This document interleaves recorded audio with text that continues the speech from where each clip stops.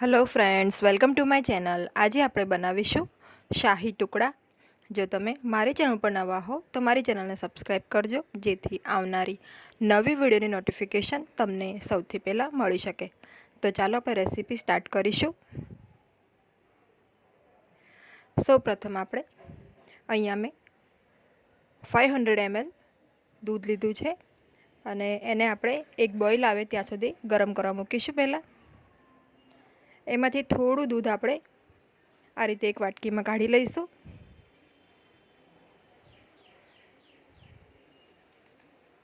હવે તમે જોઈ શકો છો આપણું જે દૂધ છે એમાં ઉભરો આવી ગયો છે.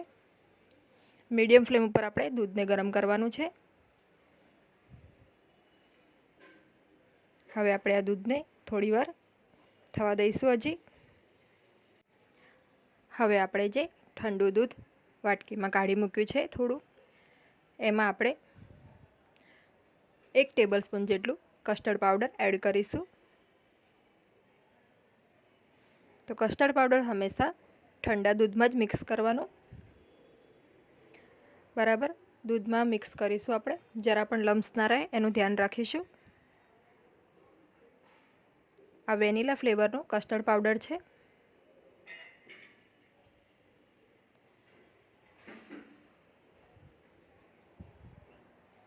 તો આને આપણે સરખી રીતે મિક્સ કરી લઈએ. હવે આ મિક્સ થઈ ગયું છે.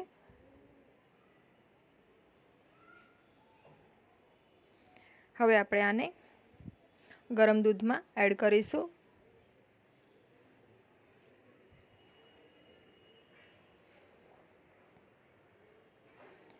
સારી રીતે મિક્સ કરી લઈએ આને.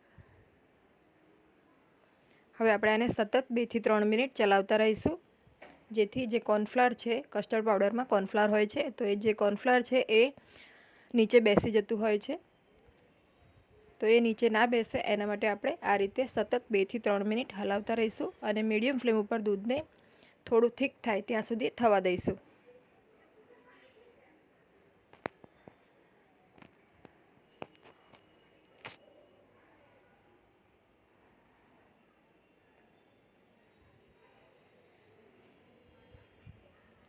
તો હવે 2 થી 3 મિનિટ થઈ ગઈ છે. હવે આપણે દૂધમાં ખાંડ નાખી દઈશું. તો અહીંયા મેં 2 ટેબલસ્પૂન જેટલી ખાંડ લીધી છે. ખાંડ નાખીને આપણે મિક્સ કરી લઈશું અને બીજી 2 થી 3 મિનિટ આને થવા દઈશું લો ફ્લેમ ઉપર.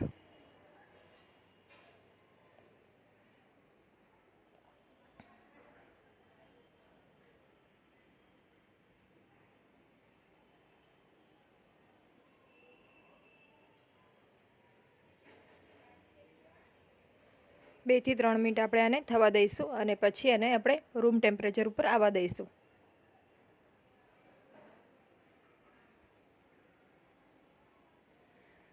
સેકન્ડ સ્ટેપ છે આપણું ચાસણી બનાવવાનું.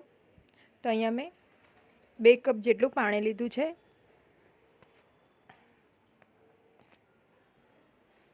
2 કપ પાણીમાં મેં અહીંયા 1 કપ ખાંડ એડ કરી છે.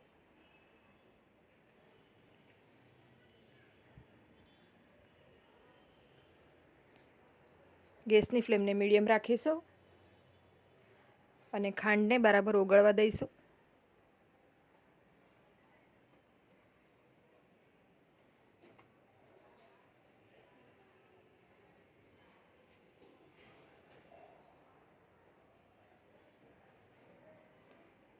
હવે આમાં ફ્લેવર માટે આપણે ઇલાયચી પાવડર છે, 3 થી 4 નંગ ઇલાયચી છે, એને આપણે વાટીને આ રીતે નાખી દઈશું. અને આ ફૂડ કલર છે, ઓરેન્જ કલર, ઓપ્શનલ છે, તમે આને સ્કીપ પણ કરી શકો છો.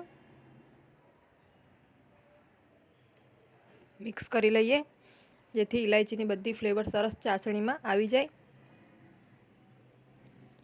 હવે આપણે આ ચાસણીને મીડિયમ ટુ લો ફ્લેમ ઉપર 5 થી 7 મિનિટ થવા દઈશું. તો આપણે ચાસણી બહુ થીક નથી કરવાની, જેમ આપણે ગુલાબજાંબુ માટે ચાસણી બનાવીએ છીએ એ રીતની આપણે ચાસણી બનાવીશું.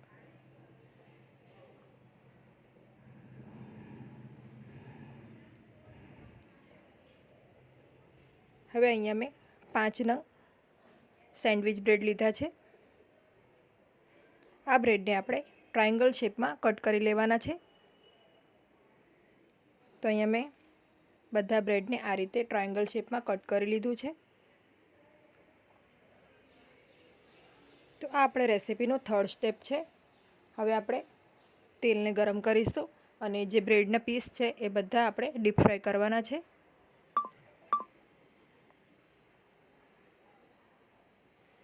તો આ રીતે આપણે જે બ્રેડના ટ્રાયંગલ શેપ છે એને ડીપ ફ્રાય કરીશું. બંને સાઈડથી આ રીતે ગોલ્ડન અને ક્રિસ્પી થાય સરસ ત્યાં સુધી આપણે બ્રેડને તળવાના છે.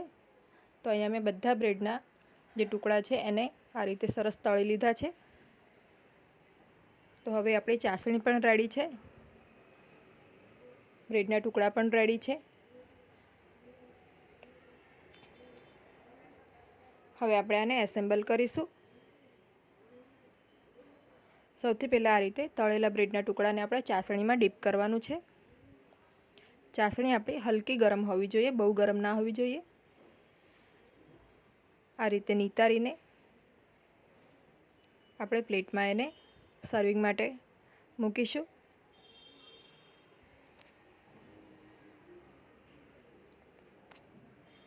તો અહીંયા મેં 5 થી 6 નંગ બ્રેડના આ રીતે સર્વિંગ માટે પ્લેટમાં મૂકી દીધા છે. હવે આપણે જે કસ્ટર્ડ મિલ્ક બનાવેલું છે એને આપણે બ્રેડ ઉપર આ રીતે સ્પ્રેડ કરીશું.